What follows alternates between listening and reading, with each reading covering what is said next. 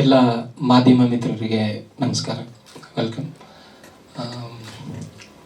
ನಾ ಹೇಳಬೇಕಾಗಿರೋದೆಲ್ಲ ಅವರೇ ಹೇಳಿದ್ದಾರೆ. ಡೈರೆಕ್ಟ್ರು ಹೇಗೆ ಶುರುವಾಯಿತು, ಹೇಗೆ ನಡೀತು ಅಂತ. ಪ್ರೊಡ್ಯೂಸರು ಒಂದು ಒಳ್ಳೆ ಪ್ಯಾಷನ್ ಇರೋ ಪ್ರೊಡ್ಯೂಸರು. ನಾನು ಅವ್ರ ಜೊತೆ ವರ್ಕ್ ಮಾಡಿದ್ದೆ, ಅವ್ರ ಕಂಪ್ನಿಲಿ ವರ್ಕ್ ಮಾಡ್ತಿದ್ದೆ ಮುಂಚೆ. ಈ ಇಂಡಸ್ಟ್ರಿಗೆ ಬಂದಿದ್ದ ಹೊಸದರಲ್ಲಿ ನನಗೆ ಪಾರ್ಟ್ ಟೈಮ್ ಜಾಬ್ ಬೇಕಿತ್ತು. ಆ ಟೈಮಲ್ಲಿ ಅವ್ರ ಸ್ಕೇಲ್ ಕಂಪ್ನಿಯಲ್ಲೇ ವರ್ಕ್ ಮಾಡ್ತಿದ್ದೆ ನಾನು ಪಾರ್ಟ್ ಟೈಮ್ ಆಗಿ. ಸೊ ಸಿನಿಮಾ ಮಾಡ್ತೀನಿ ಅಂತ ಹೇಳಿದ್ರು. ಮೊದಲಿಗೆ ನಾನೇ ಮಾಡಬೇಡಿ ಅಂತ ಹೇಳಿದ್ದೆ ಅವ್ರಿಗೆ. ಯಾಕೆಂದರೆ ಅವರು ಸಿನಿಮಾ ಪ್ರೇಮಿ. ಯಾವುದೇ ಸಿನಿಮಾ ನೋಡಿದ್ರು ಅದನ್ನು ನೋಡಿ ಬಂದು ಅದ್ರ ರಿವ್ಯೂ ಹೇಳೋರು ನನ್ನ ಹತ್ರ. ಯಾವಾಗ ಹೋದಾಗ್ಲೂ ಒಂದೊಂದ್ಸಲಿ ರಿವ್ಯೂ ಕೊಡೋರು, ಸಿನಿಮಾ ಹೀಗಿತ್ತು ಹಾಗಿತ್ತು ಅಂತ. ಬಟ್ ಸಿನಿಮಾದ ಒಳಗಿನ ಕಷ್ಟಗಳು ಅವ್ರಿಗೆ ಅಷ್ಟೊಂದು ಗೊತ್ತಿರಲ್ಲ. ಅಂದರೆ ಪ್ರೊಡ್ಯೂಸರ್ ಆಗಿ ಇಲ್ಲಿ ಏನೇನು ಫೇಸ್ ಮಾಡಬೇಕಾಗತ್ತೆ ಅನ್ನೋದು ಕಷ್ಟಗಳು ಅವ್ರಿಗೆ ಗೊತ್ತಿರಲ್ಲ ಅನ್ನೋ ಕಾರಣಕ್ಕೋಸ್ಕರ ಫಸ್ಟ್ ಅಪ್ರೋಚ್ ಮಾಡಿದಾಗ ಸರ್ ಬೇಡ, ದಯವಿಟ್ಟು ಹಿಂದೆ ಸರಿರಿ ಅಂತ ಹೇಳಿದ್ದೆ. ಬಟ್ ಅವರಲ್ಲಿರೋ ಒಂದು ಪ್ಯಾಷನ್ ಯಾವ ಲೆವೆಲ್ಗಿದೆ ಅಂತ ಹೇಳಿದ್ರೆ, ಹಠಕ್ಕೆ ಬಿದ್ದವ್ರಂಗೆ ಕೂತ್ಕೊಬಿಟ್ರು. ಇಲ್ಲ, ನಾನು ಮಾಡ್ತೀನಿ, ನಾನು ಮಾಡಲೇಬೇಕು ಅಂತ. ಸೊ ನನಗೆ ಬೇರೆ ದಾರಿ ಇರಲಿಲ್ಲ. ಸರಿ ಸರ್, ನಾನು ಇದ್ದೀನಿ ಜೊತೆಯಲ್ಲಿ, ಮಾಡಿ ಅಂತ. ಸರಿ, ನನಗೆ ಒಂದು 13 ವರ್ಷಗಳ ಗೆಳೆತನ ಇರುವಂಥ ಕಿಶನ್ ಅವ್ರನ್ನ ಕರ್ಕೊಂಡು ಹೋದೆ. ನನ್ನ ಅಣ್ಣನ ಥರ ನನ್ನನ್ನು ನೋಡ್ಕೊಂಡಿದ್ದಾರೆ ಆವಾಗಿಂದ. ನಾವೆಲ್ಲ ಒಟ್ಟಿಗೆ ಕೆಲಸ ಮಾಡಿದವರು ಇಂಡಸ್ಟ್ರಿಯಲ್ಲಿ, ಸೀರಿಯಲ್ ಇಂಡಸ್ಟ್ರಿಯಲ್ಲಿ ಮಾಡಿದ್ದೀವಿ. ಅಂದರೆ ಅವರು ಅಸೋಸಿಯೇಟ್ ಆಗೆಲ್ಲ ವರ್ಕ್ ಮಾಡ್ತಿದ್ರು, ಅವಾಗ ನಾನು ಮಾಡ್ತಿದ್ರು ಸೀರಿಯಲ್ಗಳಲ್ಲಿ. ಸೊ ಅಲ್ಲಿಂದ ಜರ್ನಿ ಶುರುವಾಯಿತು. ಪ್ರೊಡ್ಯೂಸರ್ ಹತ್ರ ಕರ್ಕೊಂಡು ಹೋದ್ವಿ. ಅವ್ರದ್ದು ಕಥೆನ ಫೈನಲ್ ಮಾಡಿದ್ವಿ ಕೊನೆಗೆ. ಇನ್ನೊಂದು ವಿಷಯ ಅಂತ ಹೇಳಿದ್ರೆ, ನಾನು ಸಿನಿಮಾದಲ್ಲಿ ಹೀರೋ ಆಗಬೇಕು ಅಂತ ಯಾವ ಉದ್ದೇಶನೂ ಇರಲಿಲ್ಲ. ಅದು ಅವ್ರ ಫೋರ್ಸ್ ಇಬ್ಬರದು, ನೀನೇ ಮಾಡಬೇಕು ಅಂತೇಳಿ. ನಾನು ಮಾಡಲ್ಲ ಅಂತಲೇ ಹಿಂದೆ ಸರಿದಿದ್ದೆ. ಇಲ್ಲ, ನೀನೇ ಮಾಡು ಅಂತೇಳಿ ಇಬ್ಬರು ಅಪ್ರೋಚ್ ಮಾಡಿದರು. ಐ ಆಮ್ ಲಕ್ಕಿ ಆ ವಿಷಯದಲ್ಲಿ.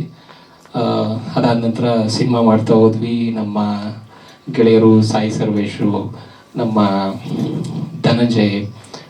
ರಾಮ್ ಧನುಷ್, ಅವನ್ನ ನಾವು ಧನಂಜಯ್ ಅಂತ ಕರೆದು ಅಭ್ಯಾಸ ಆಗಿದೆ. ಸೊ ರಾಮ್ ಧನುಷ್ ನನ್ನ ಕತೆಗೆ ಮತ್ತು ಚಿತ್ರಕಥೆಗೆ ಬ್ಯಾಕ್ ಬೋನ್ ಆಗಿ ನಿಂತವರು ನಮ್ಮ ಸೂರ್ಯಕಿರಣ್. ಅದಾದ ನಂತರ ನಮಗೆ ಆರ್ಟಿಸ್ಟ್ಗಳು, ಟೆಕ್ನಿಷಿಯನ್ಸು ತುಂಬ ಸಪೋರ್ಟ್ ಸಿಕ್ತು. ನಮ್ಮ ಕ್ಯಾಮ್ರಾ ವರ್ಕು ತುಂಬ ಸೂಪರಾಗಿ ಬಂತು. ಹಾಗೆಯೇ ಎಲ್ಲ ನಾವು ಸಿನಿಮಾನ ಮಾಡ್ಕೊಂಡು ಹೋಗುವಾಗ ನಮಗೆಲ್ಲೂ ತೊಂದರೆ ಆಗದಿರೋ ಥರ ಸಿನಿಮಾ ಕಂಪ್ಲೀಟ್ ಮಾಡೋದಕ್ಕೆ ಫುಲ್ ಸಪೋರ್ಟಾಗಿ ನಿಂತವರು ನಮ್ಮ ಪ್ರೊಡ್ಯೂಸರು. ಎಲ್ಲೂ ಏನನ್ನೂ ಕೊರತೆ ಮಾಡಲಿಲ್ಲ. ನಮ್ಮ ಬಜೆಟ್ ಏನು ಪ್ಲ್ಯಾನ್ ಮಾಡಿದ್ವಿ ಅದಕ್ಕೆ ಕರೆಕ್ಟಾಗಿ ಏನೇನು ಒದಗಿಸ್ಬೇಕು ಅದನ್ನೆಲ್ಲ ಒದಗಿಸ್ಕೊಟ್ರು. ಹಾಗೆಯೇ ನಮ್ಮ ಟೆಕ್ನಿಷಿಯನ್ಸು ಅಷ್ಟೇ, ಎಲ್ಲೂ ಕಾಂಪ್ರಮೈಸ್ ಆಗದೆ ನಮ್ಮ ಏನು ಎಕ್ಸ್ಪೆಕ್ಟೇಷನ್ಸ್ ಇತ್ತು ಅದ್ರ ಪ್ರಕಾರ ಎಲ್ಲದನ್ನು ನಮಗೆ ಮಾಡಿಕೊಟ್ಟಿದ್ದಾರೆ. ಅದೇ ರೀತಿ ನಮ್ಮ ಆರ್ಟಿಸ್ಟು, ನಮ್ಮ ಕಲಾವಿದರು ಸಹ ಯಾರ್ಯಾರನ್ನ ಅಪ್ರೋಚ್ ಮಾಡಿದ್ವಿ, ಈ ಪಾತ್ರಕ್ಕೆ ಇವರೇ ಬೇಕು ಅಂತ ಹೇಳ್ಬಿಟ್ಟು ನಾವು ಒಂದು ಕಲ್ಪನೆ ಇಟ್ಕೊಂಡಿದ್ವಿ. ಈ ಪಾತ್ರನ ಇಂಥವ್ರು ನಿಭಾಯಿಸಬೇಕು ಅಂತ. ಅದರಲ್ಲಿ ಕೆಲವು ಲೈಕ್ ಆಡಿಷನ್ಸ್ ಆ ಥರನೂ ಮಾಡಿ ನೋಡಿದ್ದೀವಿ. ಬಟ್ ಸೀನಿಯರ್ ಮೋಸ್ಟ್ ಅವರೆಲ್ಲ ನಮ್ಮ ಒಂದು ಪ್ರೀತಿಯ ಕರೆಗೆ ಹೋಗ್ಬಿಟ್ಟು ಬಂದು ನಮ್ಮ ಸಿನಿಮಾದಲ್ಲಿ ನಟನೆ ಮಾಡಿದ್ದಾರೆ. ತುಂಬ ಅದ್ಭುತವಾಗಿ ಮಾಡಿದ್ದಾರೆ. ಕತೆ ತುಂಬ ಚೆನ್ನಾಗಿದೆ. ಕತೆ ಬಗ್ಗೆ ಹೇಳಬೇಕು ಅಂತ ಹೇಳಿದ್ರೆ, ನಮ್ಮ ಸರ್ ಹೇಳ್ದಂಗೆ ಒಂದು ಮಿಡಲ್ ಕ್ಲಾಸ್ ಹುಡುಗನ ಒಂದು ಲೈಫ್ ಜರ್ನಿ ಅಂತ ಹೇಳ್ಬೋದು. ನಾವು ಕಷ್ಟಪಡೋದು ಅಂದರೆ ಒಬ್ಬ ಹುಡುಗನ ಜರ್ನಿ ಹೆಂಗೆ ಶುರು ಆಗುತ್ತೆ, ಅವನ ಲೈಫಲ್ಲಿ ಯಾವ ರೀತಿ ಏಳು ಬೀಳುಗಳನ್ನ ನೋಡ್ತಾನೆ ಅವನು, ಅದರಿಂದ ಅವನು ಹೊರಗಡೆ ಬರೋಕ್ಕೆ ಎಷ್ಟು ಒತ್ತಾಡ್ತಾನೆ ಅನ್ನೋದೆಲ್ಲ ಹೋಗುತ್ತೆ. ಒಂದಿಷ್ಟು ಟ್ವಿಸ್ಟ್ಗಳನ್ನ ಇಟ್ಟಿದ್ದೀವಿ ಸಿನಿಮಾದೊಳಗಡೆ. ಆದರೆ ಎಲ್ಲೂ ನಾವು ಕಾಂಪ್ರಮೈಸ್ ಆಗಿಲ್ಲ. ಅಂದರೆ ಕಥೆಯಲ್ಲಿ ಹೀಗೆ ಬೇಡ ಅಂತಿಲ್ಲ. ಕತೆ ಅಂದರೆ ಪ್ರೊಡ್ಯೂಸರ್ ಕೊಟ್ಟ ಕತೆ ನಮಗೆ ಸಿಕ್ಕಾಪಟ್ಟೆ ದೊಡ್ಡ ಲೆಂತಲ್ಲಿತ್ತು. ಅಂದರೆ ತುಂಬ ವಿಷಯಗಳನ್ನ ಹೇಳಬೇಕಾಗಿತ್ತು. ಅದನ್ನು ಆದಷ್ಟು ಶಾರ್ಟಾಗಿ ಸ್ವೀಟಾಗಿ ಹೇಳೋದಕ್ಕೆ ಪ್ರಯತ್ನ ಪಟ್ಟಿದ್ದೀವಿ ಸಿನಿಮಾದಲ್ಲಿ. ಅವನ ಒಂದು ಲೈಫ್ ಜರ್ನಿ ಏನಿದೆ ಅದನ್ನು ನೀಟಾಗಿ ಹಾಡಿನ ಮೂಲಕ, ಕತೆ ಮೂಲಕ ಹೇಳ್ಕೊಂಡು ಹೋಗಿದ್ದೀವಿ ಕೊನೆ ತನಕನೂ. ಮಧ್ಯದಲ್ಲಿ ಒಂದಿಷ್ಟು ನಿಮಗೆ ಇಂಟ್ರೆಸ್ಟಿಂಗ್ ಮ್ಯಾಟರ್ಸ್ ನಡೆಯುತ್ತೆ. ಸೊ ಇಷ್ಟು. ಆಮೇಲೆ ಈ ಮೂಲಕ ನಾನು ನಮ್ಮ ಎಲ್ಲ ಟೆಕ್ನಿಷಿಯನ್ಸ್ಗೆ, ನಮ್ಮ ಪ್ರೊಡ್ಯೂಸರ್ಗೆ, ಡೈರೆಕ್ಟರ್ಗೆ ಹಾಗೂ ತಂಡದ ಎಲ್ರಿಗೂ ಥ್ಯಾಂಕ್ಸ್ ಹೇಳೋಕ್ಕೆ ಇಷ್ಟಪಡ್ತೀನಿ. ಒಂದು ಒಳ್ಳೆ ಕಥೆಯನ್ನು ತೆರೆ ಮೇಲೆ ತರೋದಕ್ಕೆ ಎಲ್ಲರ ಸಪೋರ್ಟು ಅಭೂತಪೂರ್ವವಾಗಿ ಬಂದಿದೆ. Thank you so much. Karnataka. ನನ್ನ ಹೆಸರು ನಾಗರಾಜ್ ಎಸ್ ಮುಳುಗನ್ ಅಂತ. ನಾನು ಒಬ್ಬ ಬಿಸ್ನೆಸ್ ಮ್ಯಾನು. ಸ್ಟಾರ್ಟಿಂಗ್ ಬೆಂಗಳೂರಿಗೆ ಬಂದಾಗ ಫಿಲಮ್ ನೋಡೋ ಹುಚ್ಚು ತುಂಬ ಇತ್ತು ನನಗೆ. ಫಿಲಮ್ ನೋಡ್ತಾ ನೋಡ್ತಾ ಇದು ಈಗಿದ್ರೆ ಚೆನ್ನಾಗಿರ್ತಾ ಇತ್ತು, ಈಗ ಬರಬಾರ್ದಾಗಿತ್ತು ಅಂತ ನನ್ನ ಅನಿಸಿಕೆಗಳನ್ನು ನಾನೇ ಅನ್ಕೊತಾ ಇದ್ದೆ. ಅದು ಹಾಗೆ ಥರ ನಡೀತಾ ಇತ್ತು. ಸೊ ನನ್ನಲ್ಲಿ ಒಂದು ಕತೆ ಇತ್ತು, ಅದನ್ನು ಮಾಡೋಣ ಅಂದಾಗ ಸುನೀಲ್ ಅವರು ನನಗೆ 15 ವರ್ಷದಿಂದ ಪರಿಚಯ. ಅವ್ರಿಗೆ ಹೇಳಿದೆ ಈ ಥರ ಫಿಲಮ್ ಮಾಡೋಣ ಅಂತ. ಅವರು ಬೇಡ ಅಂತಲೇ ಹೇಳಿದ್ದು ಸ್ಟಾರ್ಟಿಂಗಲ್ಲಿ, ಇದರಲ್ಲೆಲ್ಲ ತುಂಬ ಕಷ್ಟ ಇದೆ ಹಂಗೆ ಹಿಂಗೆ ಅಂತ. ನನಗೆ ಅನುಭವ ಇಲ್ಲ ಇದರಲ್ಲಿ ಏನೇನು. ಆಮೇಲೆ ಇಲ್ಲ ನಾನು ಮಾಡಲೇಬೇಕು ಅಂತ ಹಠ ಹಿಡಿದಾಗ ಅವರು ಡೈರೆಕ್ಟರ್ನ ಪರಿಚಯ ಮಾಡಿಸ್ಬಿಟ್ರು. ಡೈರೆಕ್ಟರ್ ಮುಖಾಂತರ ಒಬ್ಬೊಬ್ಬರೇ ಪರಿಚಯ ಆಗಿಬಿಟ್ಟು ಫಿಲಮನ್ನು ಫುಲ್ ಮುಗಿಸಿದ್ದೀವಿ. ಇವಾಗ ರಿಲೀಸ್ ಅಂತ ಬಂದಿದೆ. ಸೊ ನನಗೆ ಇದೇ ಫಸ್ಟ್ ಟೈಮ್ ನಾನು ಮೈಕ್ ಹಿಡಿದಿರೋದು, ನಾನು ಸ್ಟೇಜ್ ಮೇಲೆ ಕೂತಿರೋದು ಇದೇ ಫಸ್ಟು. ದಯವಿಟ್ಟು ಯಾರೂ ತಪ್ಪು ತಿಳ್ಕೊಬೇಡಿ, ನನ್ನಲ್ಲಿ ಸ್ವಲ್ಪ ಭಯ ಜಾಸ್ತಿ, ಅದಕ್ಕೋಸ್ಕರ ನನ್ನ ಮಾತನ್ನು ಮುಗಿಸ್ತಾ ಇದ್ದೀನಿ.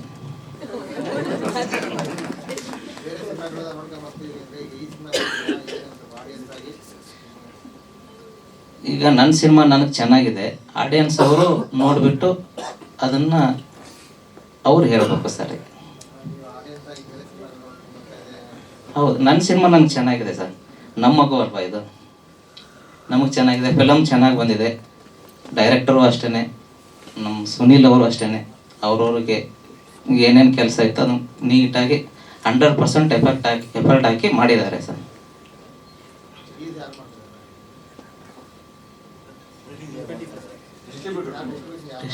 ಹನುಮಂತ್ ಫಿಲ್ಮ್ಸ್ ಅಂತ ಸರ್, ಅವ್ರು ಮಾಡ್ತಾ ಇದ್ದಾರೆ ಸರ್.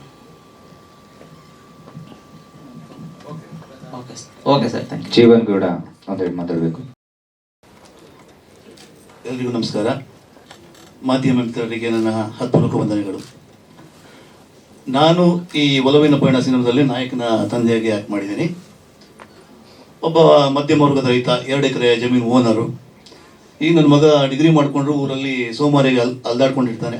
ಆದರೆ ಒಂದೊಳ್ಳೆ ಕೆಲಸ ಮಾಡ್ತಾನೆ ಅಂದರೆ 200 ಎಕರೆ ಓನರ್ ಮಗಳನ್ನ ಲವ್ ಮಾಡ್ತಾನೆ.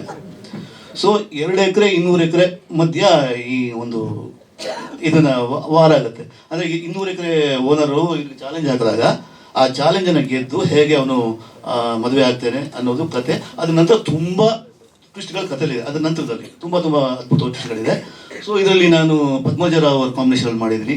ಸುನೀಲ್ ಅವರು, ನಾನು ಮತ್ತು ಪದ್ಮಜರಾವ್ ಅವರು ಎಲ್ಲ ಒಳ್ಳೊಳ್ಳೆ ಸಿನಿಮಾಗಳನ್ನೆಲ್ಲ ಆ್ಯಕ್ಟ್ ಮಾಡಿದ್ವಿ. ಭಾಳ ಖುಷಿ ಅನ್ನಿಸ್ತಾ ಇದೆ. ಆಮೇಲೆ ನಿರ್ದೇಶಕರ ಬಗ್ಗೆ ಹೇಳಬೇಕು ಅಂದರೆ ಸುಮ್ಮನೆ ಸಿಂಪಲ್ ಆಗಿ ನಾನು ಈ ಸಿನಿಮಾನ ನಿರ್ದೇಶನ ಮಾಡಿದೆ ಅಂತ ಹೇಳಿದ್ರು. ಇವ್ರ ಅನುಭವದ ಬಗ್ಗೆ ಇವ್ರು ಏನೂ ಹೇಳಲಿಲ್ಲ. ನನಗೆ ಗೊತ್ತಿದ್ದಾಗ ಒಂದು 20 ವರ್ಷದಿಂದ ಇವರು ಫೀಲ್ಡಲ್ಲಿದ್ದಾರೆ. ನಿರ್ದೇಶಕನಾಗಿ, ನಿರ್ಮಾಪಕರಾಗಿ, ಚಾನಲ್ EP ಆಗಿ, ನಟನಾಗಿ. ಸೊ ಈ ಎಲ್ಲ ವಾಸ್ಟ್ ಅನುಭವ ಈ ಫೀಲ್ಡಿನ ಒಳಗೂ ಹೊರಗೂ ಎಲ್ಲ ಗೊತ್ತು. ಬಟ್ ತುಂಬ ಸೌಮ್ಯವಾಗಿ ನನಗೇನು ಗೊತ್ತಿಲ್ಲ ಅನ್ನೋ ಥರ ಮಾತಾಡಿದ್ರು. ಮತ್ತು ಇವರು ಶೂಟಿಂಗ್ ಎಷ್ಟು ಪಕ್ಕಾ ಇತ್ತು ಅಂದರೆ ಇಂಥ ದಿವಸ ಅಂದರೆ ಅಂಥ ದಿವಸ ಶೂಟಿಂಗ್ ಮಾಡ್ತಾಯಿದ್ರು. ಇಷ್ಟು ಸೀನು ಅಂದರೆ ಅಷ್ಟು ಸೀನು ಶೂಟ್ ಮಾಡ್ತಾಯಿದ್ರು. ಒಂದು ಚೂರು ಆ ಕಡೆ ಈ ಕಡೆ ಆಗದಿದ್ದಂಗೆ ಶೂಟಿಂಗ್ ಎಲ್ಲ ಮುಗಿಸ್ಕೊಟ್ರು.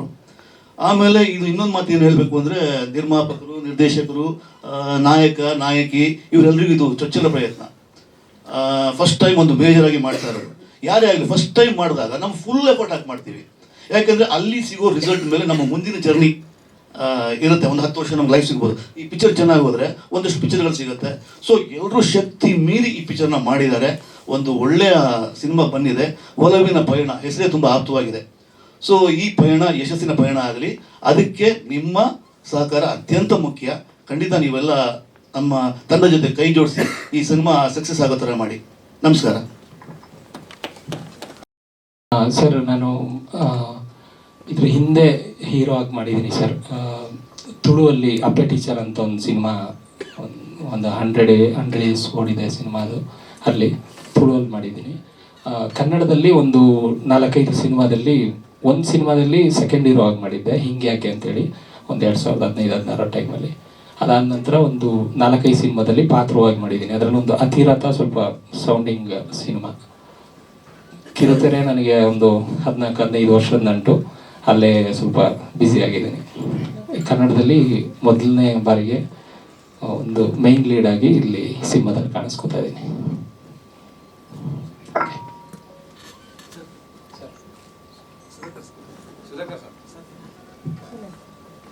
ಸುಧಾಕರ್ ಬನ್ನಂಜಿ ಅವರು ವೇದಿಕೆ ಮೇಲೆ ಬರಬೇಕು.